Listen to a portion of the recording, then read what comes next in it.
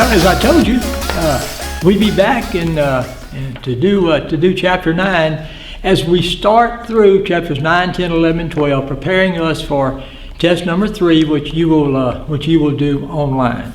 Now, chapter 9 is a chapter called Conflict Management and Workplace Violence. Sometimes, is there conflict in the workplace? Oh yeah, I mean, conflict is, I think there's kind of a paragraph that he starts chapter 9 that I kind of want us to start off with this paragraph. Human conflict is normal and unavoidable in a highly competitive and often stressful workplace. One of the human relation skills needed by people in such a setting is the ability to disagree with fellow workers or customers without being disagreeable. However, even if most members of an organization have this skill, there's no guarantee that conflicts will not still arise. When people work together, no matter how committed they are to a common goal, human conflict is likely to occur. Consequently, supervisors must be proficient in resolving conflict. So that's kind of what we're talking about in this chapter, is that conflict is kind of inevitable, and supervisors need to be able to take care of and handle effectively conflict in the workplace. All right, I'm going to kind of perch up here on my chair. Sometimes I'll be talking to you directly. Sometimes I'll be looking at the board if I decide to draw something. So I'm going to do this class, just this video, as I would normally do a class. Okay, workplace conflict, what is it? And this is something you need to be familiar with. It's what happens when a person's desires are frustrated or needs are threatened by another person.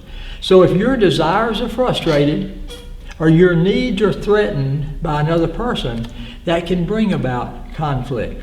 Now, in our book, it talks about some of the common causes of workplace conflict. So let's look at those for a minute.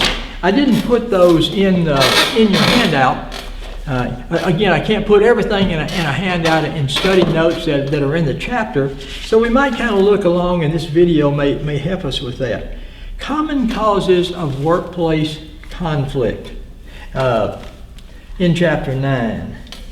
Limited resources. Every department in a company does not usually have everything they need for every supply they need, every resource they need, every person they need. So sometimes there's naturally just conflict between departments to receive the resources they feel like they need. So limited resources. Incompatible goals. Sometimes the marketing department may have a different goal than the manufacturing or the engineering department. So sometimes incompatible goals can cause conflict. Now these aren't terrible things, these are just things that can naturally happen. Role ambiguity. If you're ever in a situation where you don't know who's supposed to do what, or your role versus somebody else's role is not clear, that can be conflict. Different values. One group may want to job security, and security may be the value that they want the most, whereas profit maximization may be for someone else. Different perspectives. We see things, our values and our attitudes make us see things differently. So sometimes different perspectives. And communication problems. Sometimes we just don't communicate well, and that brings about conflict. So limited resources, incompatible goals, role ambiguity, different values, different perspectives, communication problems, all those things are things that can lead to, some workplace conflict. I see one thing I'm going to have to do. Well, I have to try to keep up with all my material here. I think I can do that. Okay. The next thing he says, all right, conflict is kind of inevitable. Supervisors have to manage conflict. And he gave us, here's some reasons why there may be conflict in the workplace. And as I've said, I would be familiar with what workplace conflict is, and I'd be familiar with some of those common causes of workplace conflict. Something else I'd be familiar with is how we react to conflict. Different ones of us react different ways to conflict, and I listed those here for you. Competition. Sometimes if we get into a conflict situation, we want to win. They need resources. They need a new person. We need a new person. We're going to get that new person. We're going to get that new person. Sometimes we may do what's called compromise. He lists these things for us. I thought compromise is a reaction in which the two opposing sides attempt to work out a solution that helps both. You compromise. Maybe we can't get, each of us can't get a new employee, but maybe each of us could get a part-time employee. That would be kind of a compromise situation. Accommodation, in which one person puts the needs of others first. Hey, if you need that new employee, you take them.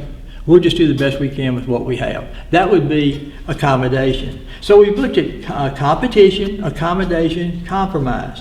Collaboration involves both sides working together to find an acceptable solution for both.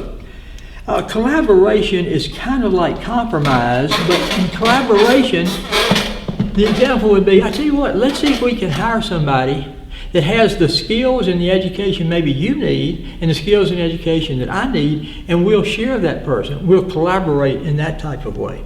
And then another way people react to conflict is avoid it. Don't want it. You take it, you do it, don't want to get in conflict, just want to leave things alone. So you might think of yourself, and I know it depends on the situation, but you might think of yourself sometimes, generally speaking, when conflict comes up, how do I handle that conflict? Am I competitive about it? Am I accommodating to someone else? Do I like to come up with a compromise? Maybe some type of collaboration between the two? Or do I just want to avoid that conflict? Okay, so some of the different ways that we react to conflict, and I'd be familiar with those things as well. Now he talks about, I'm just looking at my notes here, that that supervisors are going to have to deal with conflict. It's something they have to do. Conflict resolution. Wait a minute, I'm looking at something here. Conflict resolution. Well, yeah, you want to do what's in the best interest for everybody. But I see it says two responsibilities regarding conflict. Conflict stimulation. Might we ever want to stir something up a little bit in our department? Well, yeah. Sometimes constructive conflict can be helpful. Now, supervisors have to make sure that conflict is constructive. But sometimes companies or departments, they get in such a rut that they just do what they do kind of automatically. If the boss says, do you think, yes sir, you think, yes sir. I mean, it gets to where there's not any thought, there's not any creativity. We're just kind of going through the motions. We're on automatic pilot. Sometimes automatic pilot doesn't work. So sometimes you might need to stir things up a little bit. Sometimes you may have to stir up a little bit of conflict. I'd be familiar with the fact that sometimes you need a little conflict within an organization or within a department. How can you do that? Well, you can bring about competition within your department. That times can do it. Communications is a good way to bring about a little bit of conflict. Sometimes when people get all the facts and they have different views about the facts, that can kind of stir things up. Maybe position people differently. People that's been working with this one work with someone else, something like that. Bring somebody new in. So there's a number of ways that you can do what we call constructive conflict. Never do you want destructive conflict, but in some situations, stirring things up a little may not be a bad idea. Okay, let's talk a little bit about, let's look at communication in conflict situations. Is communication important if you have a situation that has conflict in it? The answer is, and of course we know that, it certainly is. Here's what he says, and again, I'm just kind of looking at my handout. Your initial attitude going in is very important. Make sure you have guidelines in place for conflict situations as best you can. He talks about don't assign blame.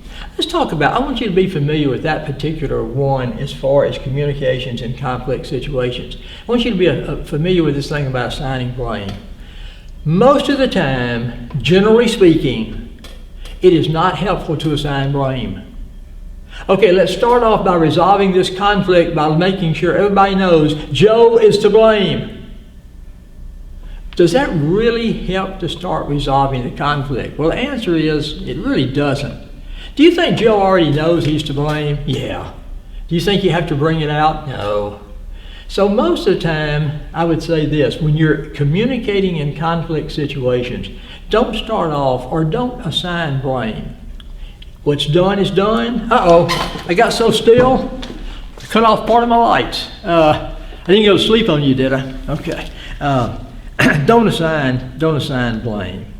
All right, let's talk about that angry employee, somebody that really gets angry.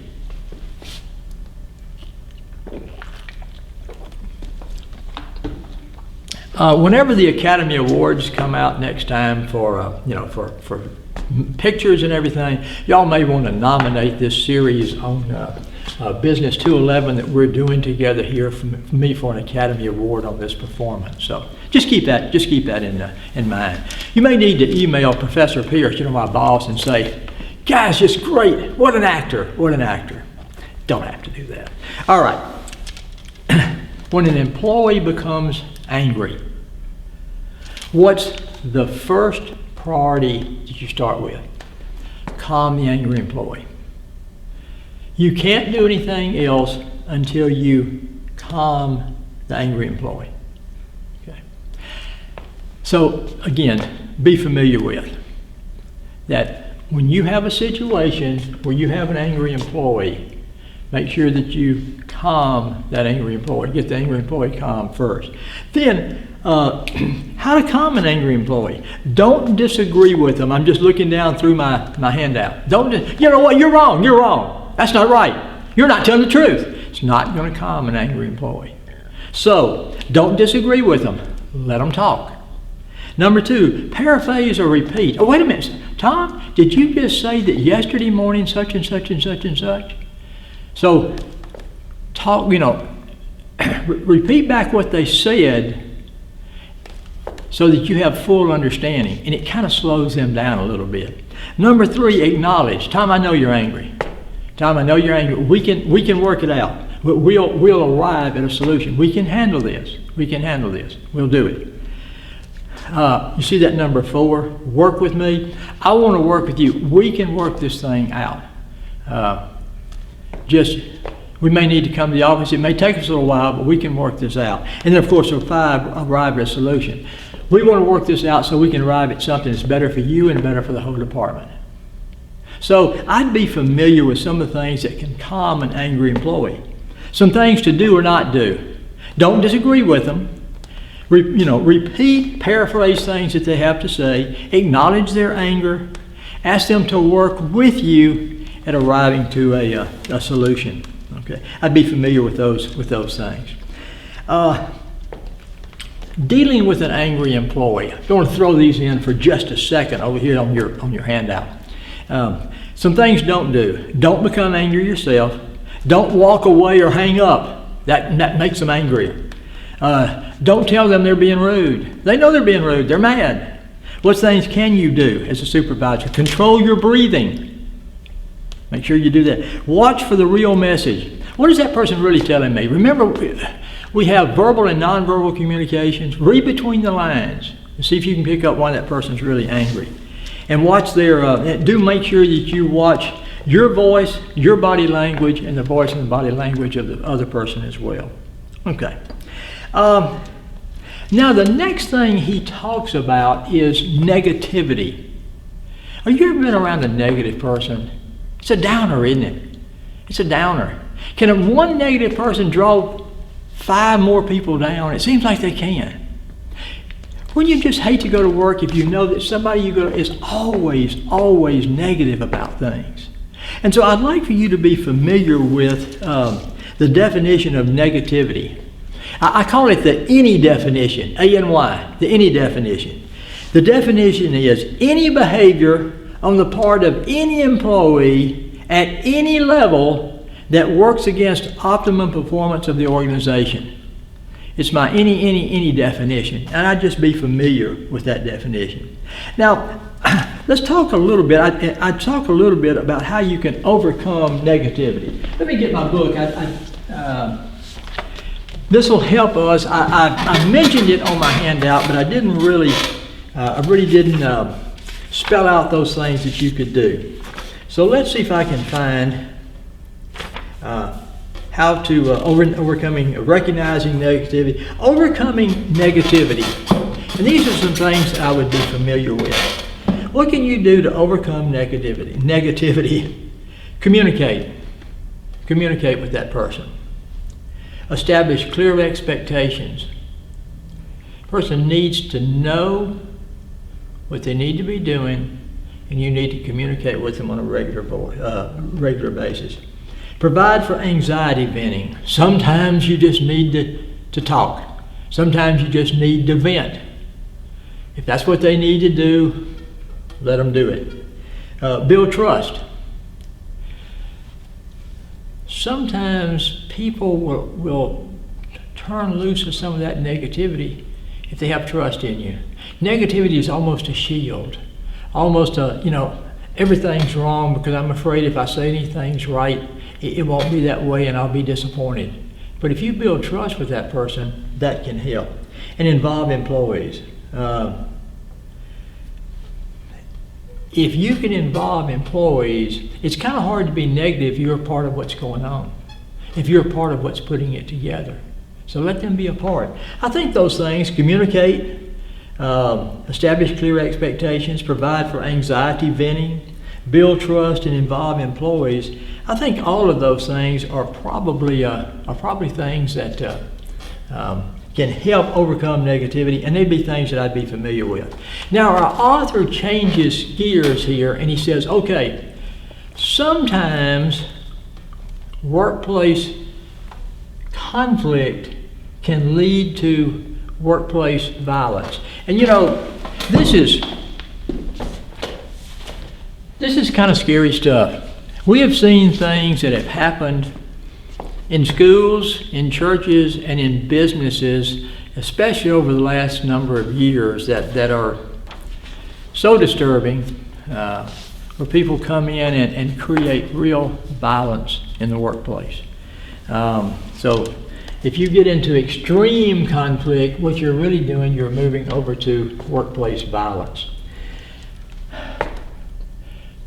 You have to remember this.